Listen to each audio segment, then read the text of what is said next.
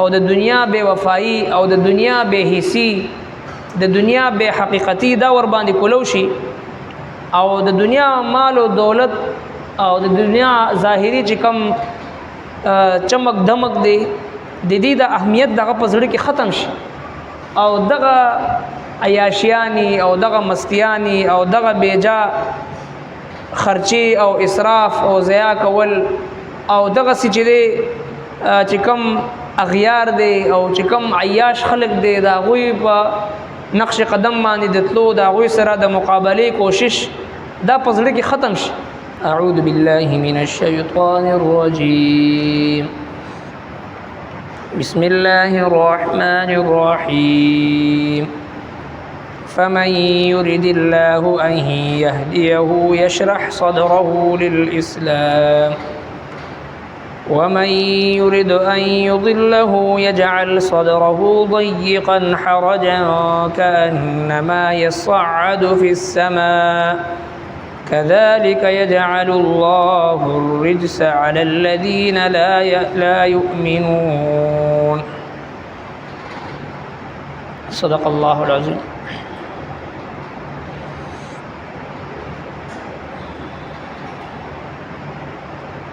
مخکی آیت مبارکو کې الله جل شانه د مشرکین هغه باطل او عقاید ذکر فرمایل او دا غي د پر خودلو حکم فرمایل چې تاسو دغه عادتونه دغه خصلتونه دغه شرکیات ظاهری او باطینی ګناهونه دا پرېږدي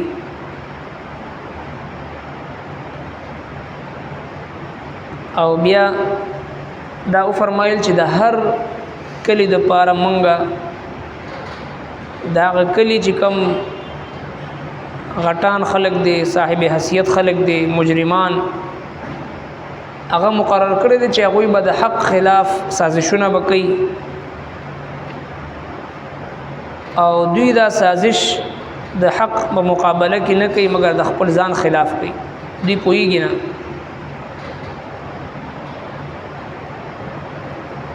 نننې چې کوم آیت مبارکه ده پدې کې الله تبارک وتعالى دا ذکر فرمای چې زه چا د پاره چوغړم چې د ته هدایت ورکم نو د سینا هغه د اسلام د پاره کولو کم او چې چا د پاره اراده وکم چې داغه هدایت ورته ملونه شي د گمراه وي نو داغه زړه او سینه داسې راتنګ کم او داسې تنګیدون کې وي زړه او غوسه کېدون کې وي حق ور باندې خنه لګي او دا حق ورته داسې ښکاری لکه اسمان ته خطل چې څنګه ګران وي او کس ته مشکل وي د قصید هدایت لار ورته مشکل ښکار شي او دغه سي الله جل شانه مقربي دا به خیری دي خلق د پاره چې کوم ایمان نه وروړي. فمن يرد الله پس هغه څوک چې غواړي الله جل شانه ان يهديه چې هدایت وکړي هغه ته يشرح صدره نو پرانیزي سینه دغه للاسلام د اسلام قبل ولوتا ومن يرد او هغه څوک چې اراده وکړي ان يضله چې بلار کړي هغه لرا يجعل صدره نو وګرځوي سینه دغه ضيقا تنگیدن کی حرجا غسکیدن کی کانما گویا کو يصعد في السماء چې پزور خيجي بر طرف ته كذلك دغشان يجعل الله الرجس مقرر الله تعالى بخيري پليتي رجس پليتي على الذين اغكسانو چې لا يؤمنون ایمان نروړي. فمن يريد الله ان يهديه يشرح صدره للاسلام. الله تبارک وتعالى چې چا سره د هدایت چاته اراده وکړي چې د هدایت ورکوم نو داغه سینه چې هغه د اسلام د پاره کولو کی نو شرح صدر چې ستویل شي شرح صدر د سینې کولوالي یو شق صدر دی د سینې سیرل د سینې شلول چې جناب رسول الله صلی الله علیه وسلم د شق صدر درې واقعات په سیرت النبی کې ذکر دي درې کرتی د الله محبوب پیغمبر صلی الله علیه وسلم سینه مبارک هغه شق شوی دی سیرل شوی دی او هغه د انواراتونه او د تجلیاتونه او د برکاتونه ډک شوی دی نو یو شق صدر وی یو شرح صدر وی شرح صدر هغه د زړه اطمینان او تسلی ته ویل شي چې کله دا آیت کریمه نازل شو جناب رسول الله صلی الله علیه وسلم نا تپوسو شو چې یا رسول الله شرح صدر څه ته وایي د الله محبوب پیغمبر صلی الله علیه وسلم ارشاد فرمایل چې دا شرح صدر دی ته وایي چې زړه دا د نور نه ډک شي زړه ته نور دنه داخل شي صحابه کرامو ته پوښتنه کو چې یا رسول الله علامات به سوي څنګه پته لګي چې را زما شرح صدر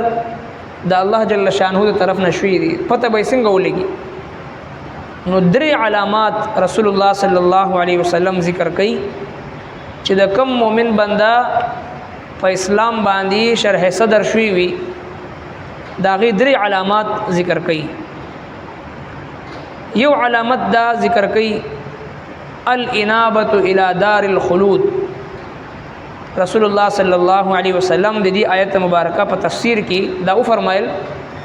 چې د شرح صدر د سینې د کلاویدو درې علامات دي لومبي علامت دا ده چې الانابه الى دار الخلود یعنی ډیر په کثرت سره آخرت طرف ته میلان فکر آخرت د قیامت تذکرہ د میدان محشر ذکر او دغه چې د آخرت فکر او د قیامت ذکر او د نفس محاسبه آخرت طرف ته میلان نو دا د شرح صدر لومبي علامت دی الانابه الى دار الخلود دار الخلود خلد د همیشه اوسېدو چې کم کور دی یعنی جنت اغه طرف ته د همیشه ژوند التکیدون کې د اغه طرف ته میلان نو دا د شرح صدر لومبي علامت دی دویم التجافي عن دار الغرور د دې دنیا دار الغرور چې دا د دوکي کور دی د دینه بے رغبتی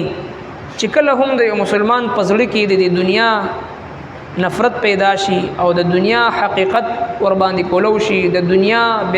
بے وقعتی او د دنیا بے ثباتی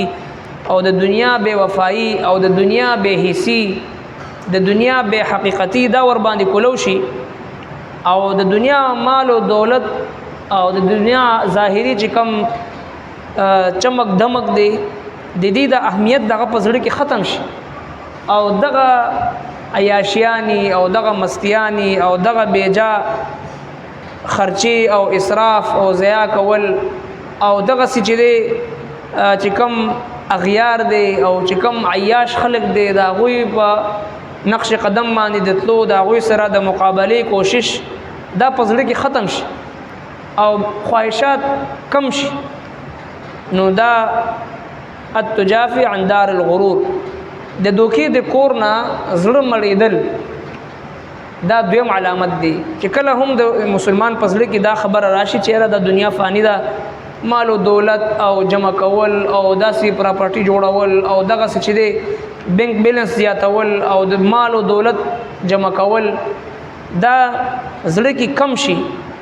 او خواهشات را کم شي نو دا د دې خبر علامت دی چې الله رب العالمین په خپل طرف نه د دې خپل بنده سینه داغه شرح صدر کړي دغه ورته کولو کړي دی دا دویم علامت دی او دریم والاستعداد للموت قبل ورود الموت د مرګ د پاره تیاری کول د مرګ د راتلو نه مخکې چې کوم مؤمن بنده په داسې حالت کې ژوند تیری چې دی خپل 40 غنټې ژوندۍ کې معمولاتو کې د مرګ د پاره تیاری کوي گویا که د یو لمحه هم داسې نه تیریږي چې بغیر د مرګ د تیاری نه، د مرګ د سوچ او د فکر نه او خود احتسابی نه. نو دا د دې خبرې علامت دی چې الله جل شانه د شرح صدر کړی دی. ځکه دی کثرت سره د مرګ مذاکره کوي، کثرت سره د مرګ مراقبه کوي او خپل چې څومره معاملات دی، لین دین دی، ورکړه راکړه ده، د هر څه چې دی د تحریر په شکل کې محفوظ ساتي. دا سینا چې زما د مرګ نه بعد د خلکو حقوق ما باندې پاتې شي او زما مال او دولت هغه د خلکو سره ضایع شي او زما وارثان هغه چې د ذلیل او خوار نشي، او داسې ژوند نه تیری چې د مرګ نه بعد هغه چې دی د وارثان ذلیل او خوار شي، په خپل منځ کې په جنگ شي او په دشمنی سر شي، او د مال دولت خلکو سره پاتې شي او خلکو مال او دولت په د باندې قرض پاتې شي. نو زمونږ استادو اکثر معاملات او اکثر ژوند هغه د معاملاتو د تحریر په شکل کې نه کېدو په وجه باندې هغه ډېر زیات گمبیر مسائل وي چې کله یو کس د الله په حکم سره چې کله خپل رب سره ملاقات ته لاړ شي او وفات شي، نو وروسته دومره مشکلات او دومره پریشانی پرېښي وي چې هغه وارثان چې سنبالي نو ډېر زیات تکلیف سره مخ وي. نو لہذا رسول الله صلی الله علیه وسلم نه چې کله تاسو چې یا رسول الله فمن يريد الله ان يهديه يشرح صدره للاسلام، رب کائنات چاته هدایت ورکي نو داغه شرح صدر ورته کوي. نو دا شرح صدر څه ته وایي؟ د الله محبوب پیغمبر او فرمایل چې زړه ته یو نور دن نشي، زړه د نور نه ډک شي. یا رسول الله علامات راته وخی، مونږ څنګه پته ولګي چې ما شرح صدر شوی دی؟ نو دا درې علامات د الله محبوب پیغمبر ارشاد فرمایل الانابه الى دار الخلود، آخرت طرف ته میلان، زیات نه زیات د آخرت د تیاری فکر، د آخرت مذاکره. نو دا وړاندې علامت دی د شرح صدر. او دویم التجافي عن دار الغرور، د دنیا بے وقعتی، د دنیا بے حسی او د دنیا بے خیری او د دنیا بے وقعتی د انسان زړه ته دن نشي، د دنیا اهمیت په زړه کې ختم شي. دا دې خبره علامت دی چې الله رب العالمین خپل دې بنده شرح صدر کړی دی. او دریم والاستعداد للموت قبل ورود الموت، د مرګ دراتلو نه مخکې د هغې دپاره تیاری کول. نو آیا هر مسلمان د خپل د نفس محاسبه وکړي چې آیا زمونږ شرح صدر شوی دی که نه؟ آیا زما د آخرت طرف ته میلان څومره دی؟ او دویم دا د دنیا بے وقعتی او د دنیا بے حسی او د دنیا اهمیت زما په زړه کې څومره دی؟ او دریم دا چې د مرګ د راتلو نه مخکې ما د هغې دپاره تیاری څنګه کړې ده؟ اوس چې الله رب العالمین ما ځان ته ودرئ، زما د ژوند، زما د رزق، زما د صحت او زما د مال او دولت چې کوم الله رب العالمین مال را کړی دی او ما سره حساب کول شروع کی د یوې پیسې، ځکه وایي چې من احتسب فقد هلک، چې چا سره حساب کتاب وشو بس دی هلاک شو. ځکه د الله رب العالمین نه بغیر د حساب او د کتاب نه مغفرت او بخشش غوښتل پکار دی. که رب کائنات موږ تاسو سره حساب کتاب شروع کړي، موږ صرف د سترګو د نعمت حساب نشو ورکولی. وان تعدوا نعمت الله لا تحصوها. نو لہذا په داسې حالت کې وخت تېرول چې د الله رب العالمین مخې ته د حساب او د کتاب ورکولو سړی اهل وي، نو دا د شرح صدر په علاماتو کې دریم علامت دی. ربنا تقبل منا انك انت السميع العليم وتب علينا انك انت التواب الرحيم برحمتك.